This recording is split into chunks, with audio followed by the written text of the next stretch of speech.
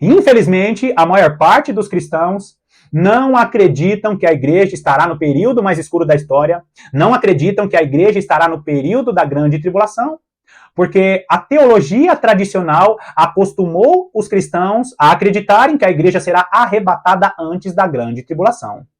Mas se você tem acompanhado os estudos aqui do canal e de vários canais que já falam a respeito disso, você sabe muito bem que a igreja será conduzida para o deserto no período da grande tribulação.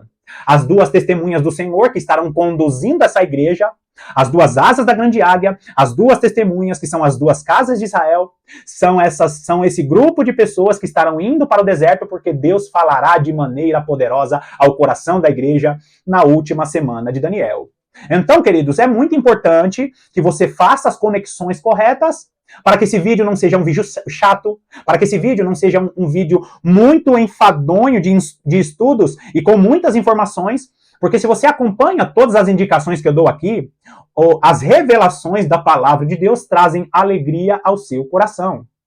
Hoje nós estaremos falando, porque hoje é o segundo vídeo dessa nova série da Igreja no Deserto. Por isso eu sempre digo, não fique nas minhas palavras, abra sua Bíblia, acompanhe tudo que eu estiver falando, porque tudo que eu estiver falando eu vou estar dando o respaldo e embasamento bíblico, ou vou estar indicando os estudos que estão aqui, os links estão aqui na descrição, combinado? Esse é o segundo vídeo da série, a Igreja no Deserto, que estará sendo conduzida pelas testemunhas. Seja muito bem-vindo a mais essa meditação do canal A Lâmpada para os Meus Pés.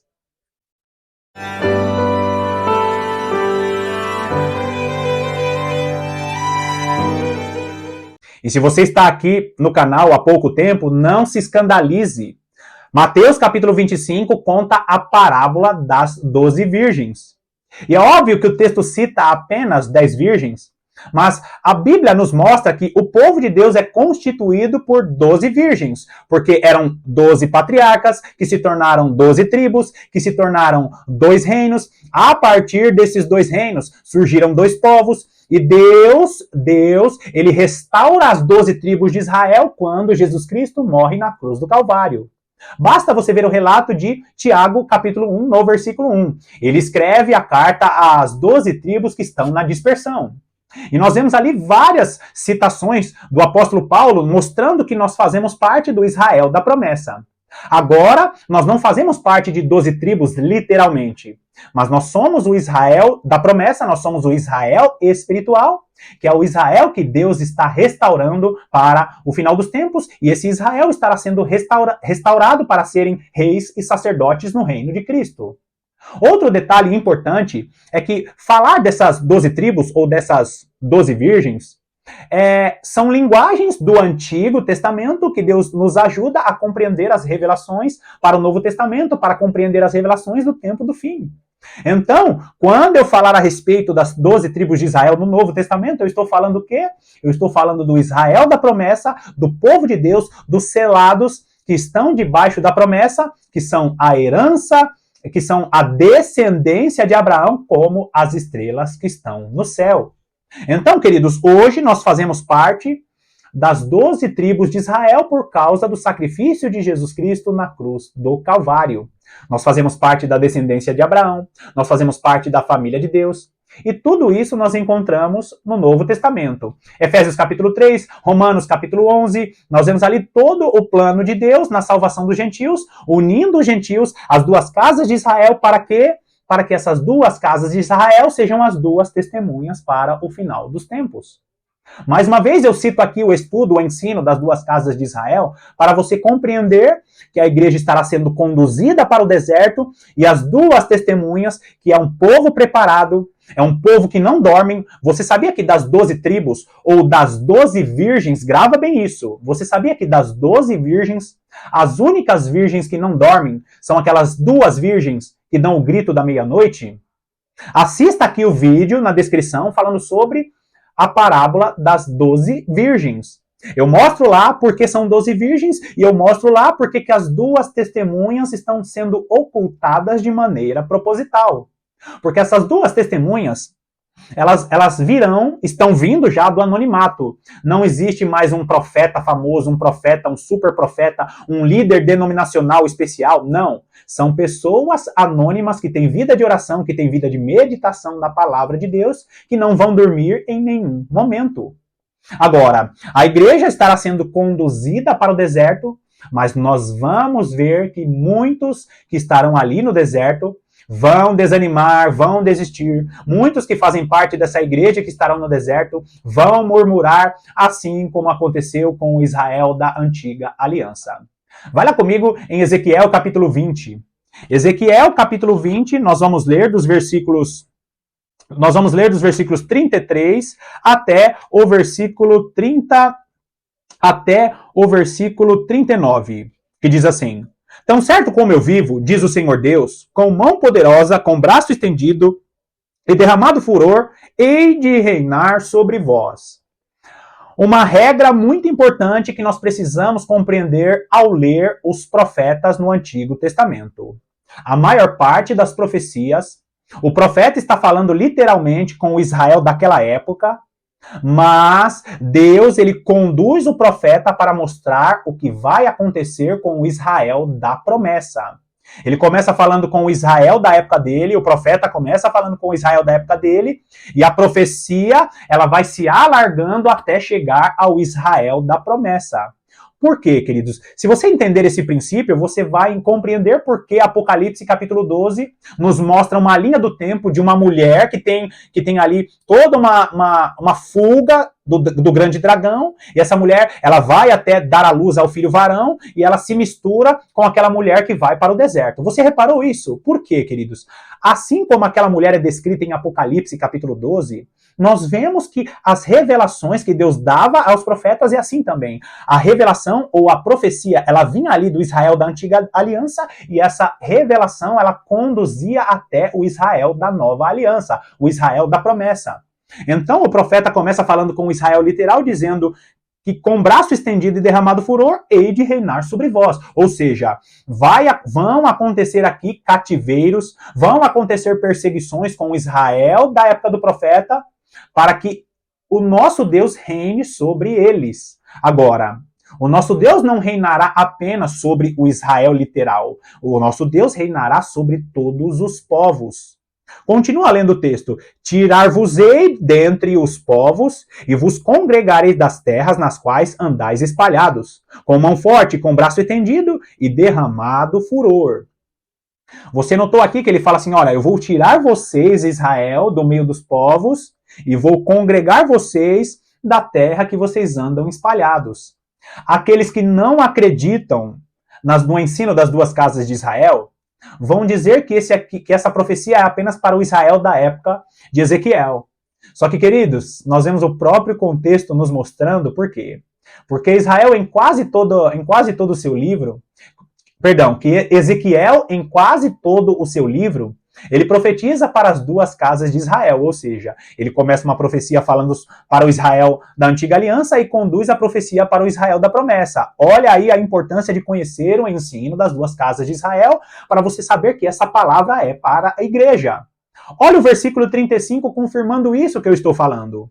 Levar-vos-ei ao deserto dos povos, e ali entrarei em juízo convosco face a face.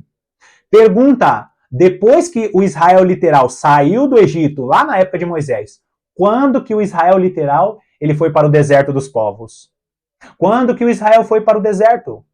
Quando o versículo anterior fala que Deus ele vai tirar de entre os povos o Israel, ele está falando do Israel da promessa. E esse mesmo Israel da promessa agora estará sendo conduzido para o deserto dos povos. Você lembra no vídeo anterior eu falando que Deus estará conduzindo a igreja para o deserto? Só que deserto aqui não é apenas um deserto literal, não é apenas um deserto de areia, onde não tem árvores, não é apenas esse deserto. Aqui desertos são lugares ermos, ou seja, fora da vista da serpente, fora da vista desse monitoramento que vai ser internacional, fora desse crédito social que estará ali marcando as pessoas para controlar as pessoas do mundo. O sistema do anticristo estará monitorando aqueles que podem comprar e vender, aqueles que têm a marca. Agora, queridos, Nós vemos essa mulher sendo conduzida para os desertos dos povos, mas antes Deus congregará o seu povo dos povos. Por quê? Porque nós estamos vivendo a plenitude dos gentios. Não é porque Deus vai trazer os judeus de volta para a nação de Israel, não é essa a promessa futura.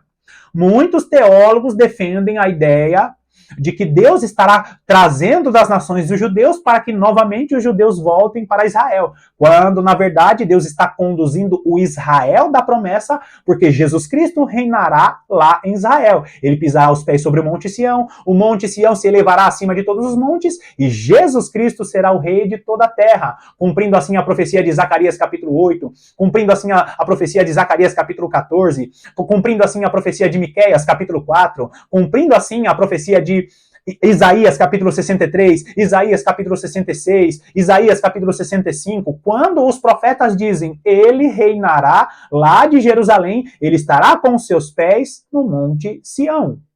Então, queridos, ele estará levando a sua igreja, Jesus Cristo, antes de reinar sobre toda a terra ali de Israel, ele estará levando a igreja para o deserto dos povos, ou seja, a igreja será levada aos desertos das nações, para lugares ermos, fugindo da vista da serpente.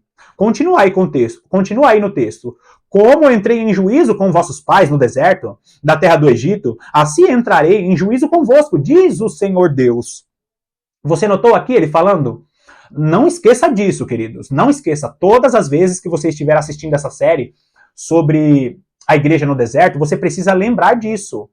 Todas as coisas que aconteceram na antiga aliança são sombras para o que a igreja está vivendo e viverá no futuro.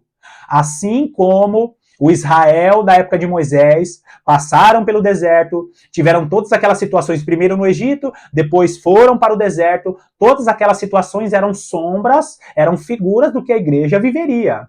Nós teremos um novo êxodo, nós teremos um novo caminho no deserto, nós seremos oprimidos por Faraó, mas na verdade nós já estamos sendo oprimidos pelo sistema deste mundo, que é o sistema de Faraó, é um sistema que controla, é um sistema que escraviza, é um sistema que Faraó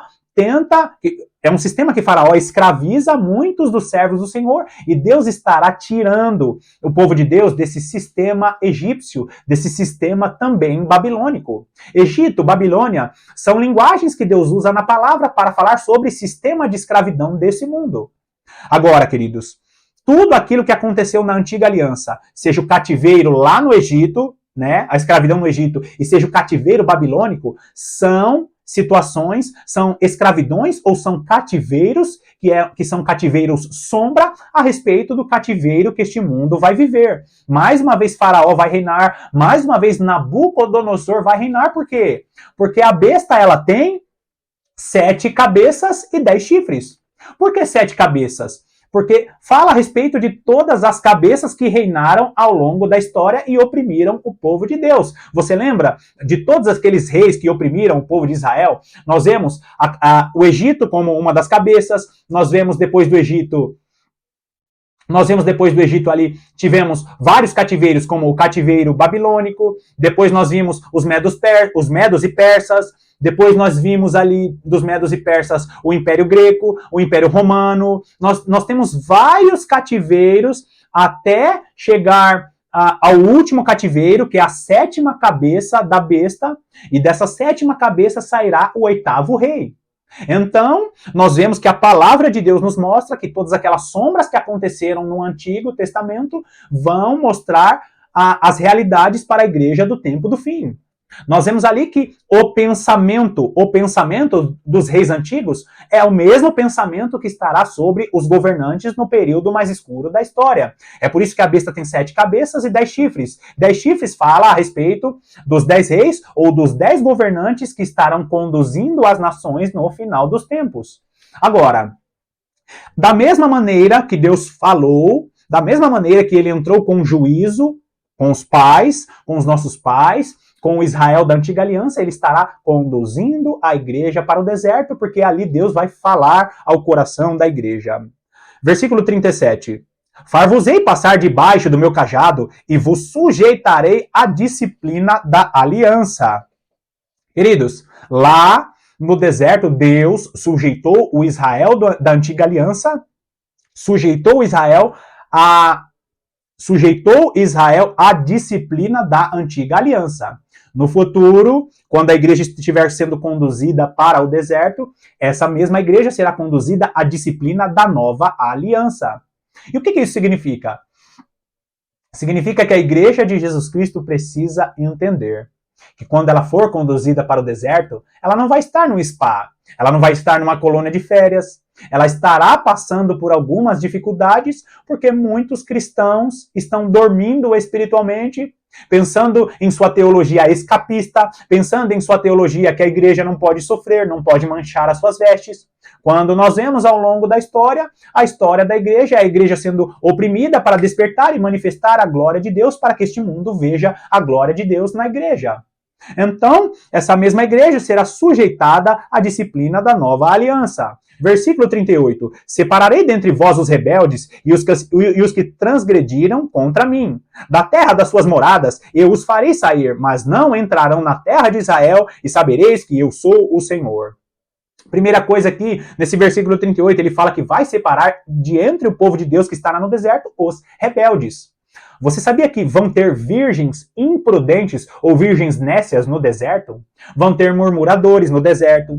Vão ter pessoas reclamando, dizendo: ai, como eu queria estar na cidade com a marca da besta, dando comida para os meus filhos, tendo a oportunidade de comprar e vender. Muitas pessoas não vão suportar o período do deserto, porque vão amar mais as coisas deste mundo, vão amar mais as necessidades deste mundo do que o próprio Deus. O Senhor Deus estará sustentando a sua igreja no deserto. Nós viveremos pela fé, nós veremos o que o Israel da aliança, eles viram. Eles receberam ali o maná do deserto, eles receberam alimento ali, as codornizes, né? Todos aqueles alimentos, suprimentos que foram dados ali para o Israel da antiga aliança. O Israel da nova aliança, lá no deserto dos povos, vão ser ali o povo de Deus que estará sendo alimentado, estará sendo sustentado pelo próprio Deus. E como esse versículo que você está vendo aí na tela, o deserto servirá para fazer uma peneira. Deus deixará claro aquele que não serve e também aquele que não serve a Deus. Ali será feita a diferença a respeito de quem serve e de quem não serve a Deus. O deserto é um período de aperfeiçoamento, o deserto é um momento de peneira, para que somente os que são verdadeiros servos do Senhor venham resplandecer. Agora, olha só, o próprio versículo 38 diz: mas não entrarão na terra de Israel, e sabereis que eu sou o Senhor. O deserto é a preparação para que a igreja ela manifeste a glória de Deus, para que a igreja seja desperta, e muitos para confirmar a sua salvação no deserto. Porque aqueles que vão perecer no deserto são aqueles que vão desanimar e alguns vão até voltar para o sistema do anticristo, assim como aconteceu com Israel da antiga aliança. Muitos não entrarão na nação de Israel, mas agora a nação de Israel é justamente o reino de Cristo, que é o reino milenar, quando acabar o período da grande tribulação. Olha o versículo 39. Olha só, que lindo isso, queridos, porque o versículo 39 parece que o profeta ele fala com outro tipo de povo. Olha o que ele diz: quanto a vós outros, ó casa de Israel, assim diz o Senhor Deus: ide, cada um sirva a seus ídolos, agora e mais tarde, pois que a mim não me quereis ouvir, mas não profaneis mais o meu santo nome com as vossas dádivas e com os vossos ídolos. Se você olhar aqui, tudo aquilo que eu falei até agora sobre a igreja no deserto e tudo mais, está do versículo 33 até o 38. Quando você olha para esse versículo 39, é como se o profeta dissesse, é como se o profeta acordasse: bom, essa profecia é para o Israel da promessa, mas vós outros, você percebe quanto a vós outros? Você percebe como ele direciona para uma outra pessoa a profecia? O que ele está falando? Olha, Israel, agora eu volto a falar com você. Israel do meu tempo, Israel do tempo de Ezequiel. É lindo você ver aqui a distinção ou os momentos diferentes em que o profeta ele direciona a profecia. Ele está aqui agora falando com a casa de Israel do tempo dele, dizendo: olha, você viu essas promessas que eu estou falando sobre um Israel sendo conduzido para o deserto? Então, quanto a vós outro, ó casa de Israel, se você quiser fazer parte dessa promessa, parem de idolatrar, parem de servir os ídolos deste tempo. Naquela época do profeta Ezequiel, Israel tinha ali muitas misturas com os ídolos das outras nações. E é lindo você ver isso, queridos. O profeta, ele está falando com o Israel da época dele, de repente Deus direciona o profeta para o Israel da promessa, e em seguida o profeta ele volta e continua falando com o povo da época dele. Somente Deus pode pegar uma profecia antiga, dar essa profecia para o povo antigo e ao mesmo tempo conduzir essa mesma profecia para um povo futuro. Então, queridos, nós vemos aqui nesta profecia que Deus está conduzindo a igreja gloriosa, o Israel da promessa, para o deserto dos povos. Um momento, um período de aperfeiçoamento. Agora, vai lá comigo em Oséias. Oséias, capítulo 2, nós vamos ler os versículos 14 e também nós vamos ler os versículos 14 e 15, que diz assim: Portanto, eis que eu a atrairei e a levarei para o deserto e lhe falarei ao coração. Quem que ele vai atrair para o deserto? Esta mulher que anteriormente era prostituta, essa mulher que anteriormente tinha se casado com outro marido, essa mulher que se desviara agora, esta mulher está sendo atraída para o deserto e para que o Senhor fale ao coração dela. Olha o versículo 15. E lhe darei dali as suas vinhas, e o vale de Acor, ou o vale da aflição, dali as suas vinhas, e o vale de Acor por porta de esperança. Será ela obsequiosa, ou será ela, esta mulher me favorecerá, ela será recíproca com o meu amor, como nos dias da sua mocidade, e como no dia em que subiu da terra do Egito. Mais uma vez, agora o profeta Oséias está dizendo o quê? Que esse Israel, que é o Israel futuro, é um Israel que está sendo conduzido para o deserto para que o Senhor lhe fale ao coração. A mulher sendo conduzida ao deserto, e é lindo, queridos, você olhar para Oséias, por quê? Porque Oséias é um dos livros mais importantes da palavra de Deus para que entendamos o ensino das duas casas de Israel. Nós vemos praticamente quase todo o livro de Oséias profetizando, usando a vida do profeta Oséias, nos mostrando que Deus ele tinha um plano superior e Deus não estava pensando apenas no Israel literal. Vai lá comigo agora no capítulo 1, aqui mesmo, o profeta Oséias, capítulo 1, o versículo 11, é um versículo que eu leio muito aqui no canal. Oséias, capítulo 1, versículo 11, diz assim: Os filhos de Judá e os filhos de Israel se congregarão e constituirão sobre si uma só cabeça e subirão da terra, porque grande será o dia de Jezreel. Em vídeos anteriores eu citei aqui para mostrar para você que a profecia da igreja no deserto, aqui também em Oséias, nos mostra que é a igreja que está sendo conduzida para o deserto. É a igreja que estará na grande tribulação. Por quê? Esse versículo que você está vendo aí na tela fala o quê? Os filhos de Judá e os filhos de Israel se congregarão. Você que conhece o ensino das duas casas de Israel, você sabe muito bem quem são os filhos de Judá e quem são os filhos de Israel, segundo a promessa, segundo o ensino das duas casas de Israel.